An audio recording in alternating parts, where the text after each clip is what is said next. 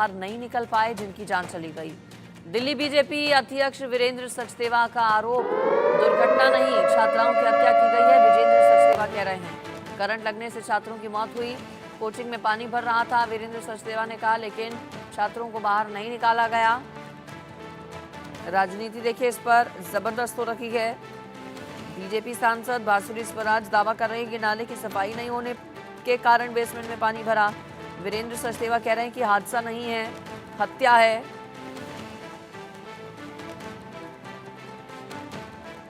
शुरुआती जांच अभी तक जो हुई है उसमें ये पता चला है कि बेसमेंट में लाइब्रेरी थी जहां कई छात्र मौजूद थे।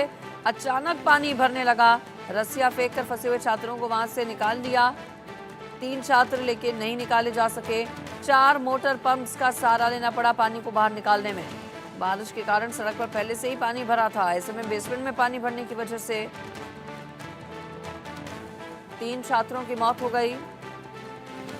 गोताखोरों की मदद ली गई। रेस्क्यू टीम तुरंत मौके पर पहुंचकर रेस्क्यू में जुटी, लेकिन 3 छात्रों को बचाया नहीं जा सका। ज्यादा जानकारी ले लेती हूँ, मेरे साथ दिल्ली से हमारे संवाददाता आयुष शर्मा जुड़ गए हैं सीधा। आयुष, जो पूरी दुर्घटना हुई वो बेहद दुखद है। ऐसे कैसे कि चंद मिनटों में कई फीट तक पानी भर गया। सियासत भी इस पर जबरदस्त हो रही है। फिलहाल जानकारी क्या मिल रही है वहां से? जी देखिए, बताया ये जा रहा है कि राजेंद्र नगर में राव कोचिंग इंस्टीट्यूट की जो लाइब्रेरी थी वो बेसमेंट में बनी हुई थी और अचानक से 7:15 बजे के करीब जब बारिश अपने चरम पर थी तो नाला या सीवर का कोई दीवार टूट जाती है और वो पानी एकाएक भर भराकर बेसमेंट में गिरने लगता है, जिसके चलते 2 से 3 मिनट के अंदर ही बेसमेंट में कई फीट पानी भरने लग जाता है। बताया ये जा रहा है कि 30 से 35 छात्र उस वक्त बेसमेंट में मौजूद थे जब ये घटना हुई है और उसके बाद छात्रों को रस्सी के सहारे निकालना पड़ा। और रस्सी की जरूरत इसलिए पड़ी क्योंकि जब वो कीचड़ का सीवर का पानी वहां पर जा रहा था तो एक दलदल जैसा अंदर बन गया था, जिसकी वजह से छात्र अंदर फंस गए थे, वो बाहर नहीं आ पा रहे थे, तो रस्सी की मदद से उनको निकालना पड़ा। लेकिन ये पानी की जो धार थी ये इतनी तेज थी कि ये खिड़कियां तोड़ते हुए, बेसमेंट की खिड़कियां तोड़ते हुए सीधा अंदर आती है और 3 ऐसे मासूम छात्र, 2 छात्र और 1 छात्रा बेचारे अंदर फंसे रह जाते हैं, वो बाहर नहीं आ पाते और एकाएक पूरा बेसमेंट जो है वो पानी से भर जाता है, जिसके चलते उन तीनों की वहीं पर दर्दनाक मृत्यु हो जाती है। इसको हम हादसा बिल्कुल भी नहीं कहेंगे, ये हत्या है उन 3 छात्रों की जो वहां पर पढ़ने के लिए गए थे, अपना भविष्य बनाने के लिए गए थे। क्योंकि बताया ये जा रहा है कि 10 से 12 दिन से लगातार शिकायतें की जा रही थी उस इलाके के निगम पार्षद को, एमसीडी की अथॉरिटीज को। ये बात कही जा रही थी कि बारिश का मौसम है, नालियों को साफ कराया जाए, क्योंकि ये कोई पहली घटना नहीं है। इससे पहले भी मामूली घटनाएं होती रहती थी जब नाली का पानी, सीवर का पानी भरकर बारिश के पानी के साथ बेसमेंट में चला जाया करता था। जो पूरी रोड है जहां पर एक कोचिंग सेंटर्स बने हुए हैं या ज्यादातर लाइब्रेरीज जो है वो बेसमेंट में बनाई गई है, जहां पर अक्सर 30 से 35 छात्र या 40 छात्र लाइब्रेरी में मौजूद रहते हैं, जिसके चलते जो कोचिंग सेंटर के मालिक है, बिल्डिंग के मालिक है, वो कंप्लेंट करते हैं एमसीडी को कि ये नालों को साफ किया जाए, सीवर को साफ किया जाए, जिससे उनमें पानी ना भरे और बेसमेंट में पानी ना जाए। क्योंकि देखिए कई समस्याएं होती है, सामान खराब होता है, प्रॉपर्टी का नुकसान होता है, छात्र जो है वो परेशान होते हैं, करंट लगने की संभावना बढ़ती है, लेकिन अथॉरिटीज ने इस पर ध्यान नहीं दिया, नालों की सफाई नहीं करवाई गई, जिसके चलते सीवर की दीवार टूटी, भरभराकर जो पानी था वो बेसमेंट के अंदर चला गया और 3 बच्चों को अपनी जान से हाथ धोना पड़ा। जी बिल्कुल, सवाल यही कि आखिर जिम्मेदार कौन कौन, कितने लोग इस हादसे के पीछे जिम्मेदार? आम आदमी पार्टी बीजेपी को घेर रही है, बीजेपी आम आदमी पार्टी पर निशाना साध रही है। 2 लोगों को जानकारी मिली, आयुष हिरासत में लिया गया है। कौन है वो 2 लोग? बिल्कुल, कल रात को जो इलाके के डीसीपी हैं एम हर्षवर्धन, उन्होंने ये जानकारी दी थी और बताया था कि 2 लोगों को हिरासत में लिया गया है। लेकिन कौन ये 2 लोग हैं इसके बारे में अभी कोई जानकारी नहीं मिल पाई है। घटनास्थल पर पहुंचकर हो सकता है ज्यादा जानकारी मिले, क्योंकि जिस प्रकार से वहां पर बच्चे कल रात से ही प्रदर्शन कर रहे हैं, उनकी ये मांग है कि जो भी एमसीडी के अधिकारी या जो भी दिल्ली सरकार के अधिकारी इसमें लिप्त है, क्योंकि देखिए जहां तक नालियों की सफाई की बात है तो ये एमसीडी का काम है, लेकिन अगर बड़े नाले और सीवर की सफाई की बात आती है तो ये दिल्ली जल बोर्ड के देखरेख का काम है। यानी दोनों अधिकारियों को यहाँ पर नापा जाएगा, जिनके चलते इतनी बड़ी घटना हुई है और 3 बच्चों को अपनी जान से हाथ धोना पड़ा।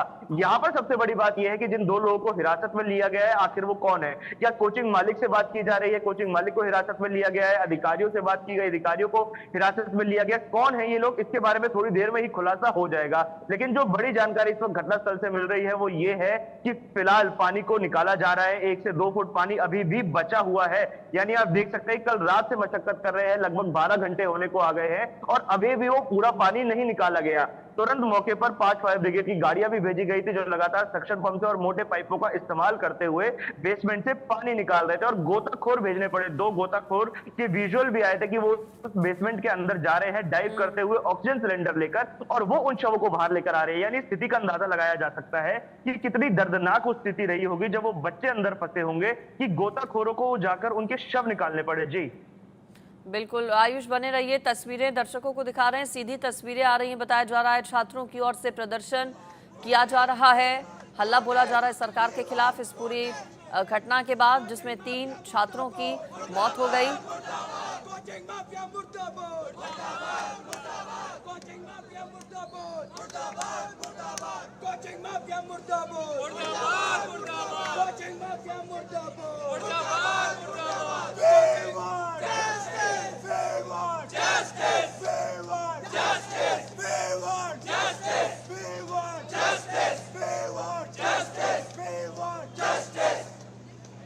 तो देखिए, we want justice, coaching mafia मुर्दाबाद के नारे लगाए जा रहे हैं। आयुष, ये जो पूरा इलाका है ओल्ड राजेंद्र नगर का, यहाँ पर ऐसे कई इंस्टीट्यूट्स हैं जहाँ पर रोजाना हजारों की संख्या में स्टूडेंट जाते हैं कोचिंग लेने के लिए।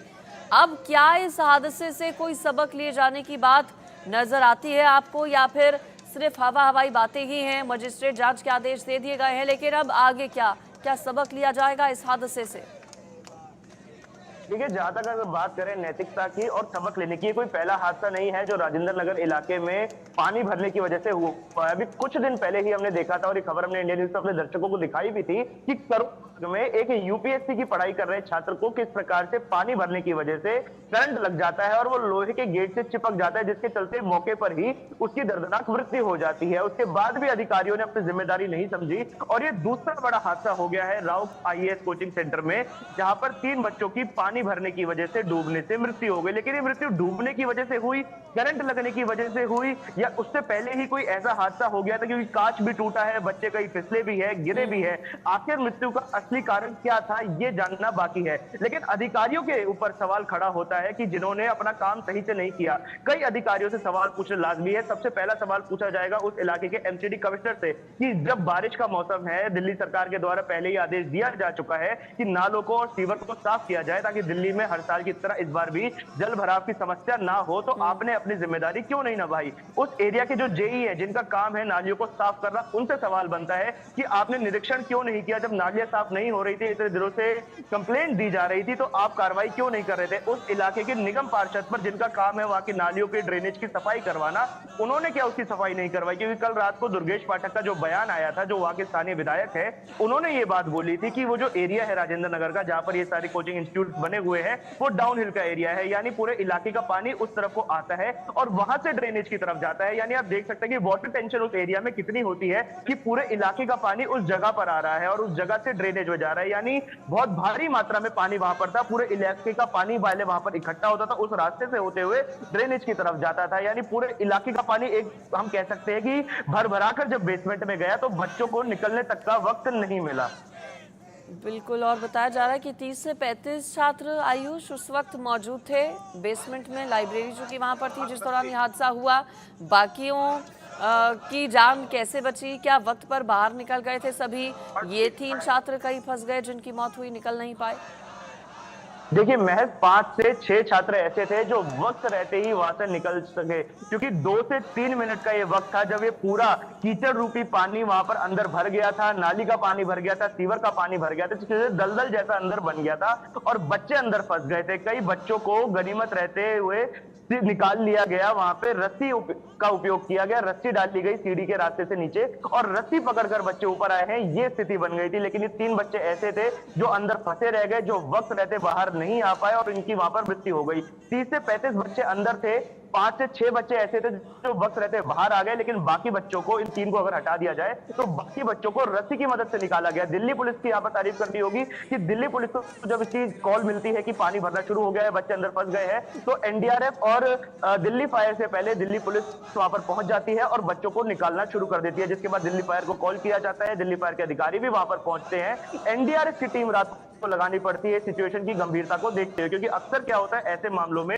दिल्ली पुलिस और फायर ब्रिगेड ही ही राहत कार्यों में सक्षम रहती है। लेकिन जिस प्रकार से वहां पर पानी भर गया था, गोताखोर लगाने पड़ गए थे, तो ये गोताखोर मौके पर ना दिल्ली पुलिस के पास उपलब्ध होते हैं, ना दिल्ली फायर के पास उपलब्ध होते हैं। एनडीआरएफ के ट्रेन लोग वहां पर गए, उन्होंने गोताखोर अंदर भेजे और उसके बाद वहां से 3 छात्रों के शव निकाले गए। जी बिल्कुल, तो देखिए दर्दनाक ये पूरा हादसा राजेंद्र नगर इलाके में। सवाल ये कि लापरवाही किस किस स्तर पर हुई, कैसे कैसे हुई, कौन कौन इसके लिए जिम्मेदार है। चूंकि आयुष 1 साल की 2 से 3 लाख रुपए फीस ली जाती है इन कोचिंग इंस्टीट्यूट्स की तरफ से बच्चों को पढ़ाई करवाने के लिए। अब क्या कोचिंग संचालक जिम्मेदार है, क्या सरकार जिम्मेदार है, प्रशासन जिम्मेदार है, जिम्मेदारी किसकी, जवाबदेही किसकी, ये एक सवाल है। लेकिन सोचिए आप उन अभिभावकों का क्या जिन्होंने अपने बच्चे खो दिए। 3 छात्रों की इसमें मौत हो गई है। उन छात्रों के बारे में कुछ पता लग पाया है क्या? 2 छात्राएं हैं, 1 छात्र है शायद आयुष।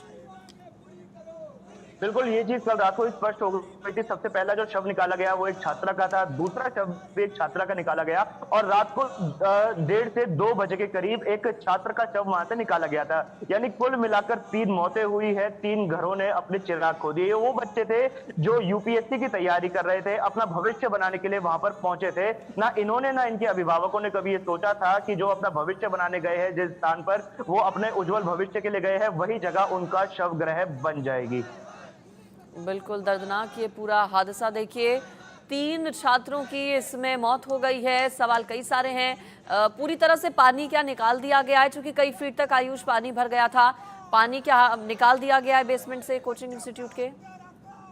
देखिए, दिल्ली फायर सर्विस की तरफ से अभी तक कोई स्टॉप कॉल नहीं आई है, तो ये बात अभी नहीं कही जा सकती कि ऑपरेशन पानी निकालने के ऑपरेशन को रोका गया है या नहीं। लेकिन जो ताजा जानकारी मिली थी वो 2 घंटे पहले की थी, जिसमें ये बताया जा रहा था कि 2 फीट तक पानी अभी भी उस बेसमेंट में भरा हुआ है। यानी हो सकता है कि पानी को अभी तक पूर्ण रूप से आयुष ना की निकाला पानी गया हो, एकदम कुछ से थोड़ा सा आया पानी तो मौजूद क्या हो। सिर्फ इसी कोचिंग इंस्टीट्यूट में ये पानी भरा या आसपास लगते और भी जो बिल्डिंग्स हैं या फिर इंस्टीट्यूट है उसमें भी पानी भरने की कोई खबर आई? बिल्कुल, देखिए आसपास के जितने भी कोचिंग इंस्टीट्यूट्स हैं लगभग सब में ही बेसमेंट बना हुआ है और ये ऑथराइज्ड बेसमेंट है।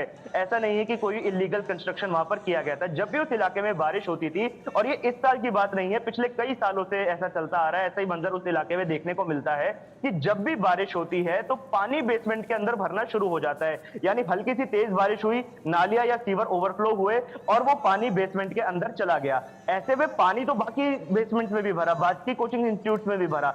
जिस प्रकार से नाला टूटता है और उस नाले का पानी इस कोचिंग इंस्टीट्यूट में जाता है, वैसा मंजर कहीं और नहीं था। जी चलिए ठीक है आयुष, आपका शुक्रिया इस पूरी खबर पर विस्तार से जानकारी देने के लिए। तो दिल्ली के ओल्ड राजेंद्र नगर इलाके में हुआ ये हादसा। बेसमेंट में कई फीट तक पानी भर जाने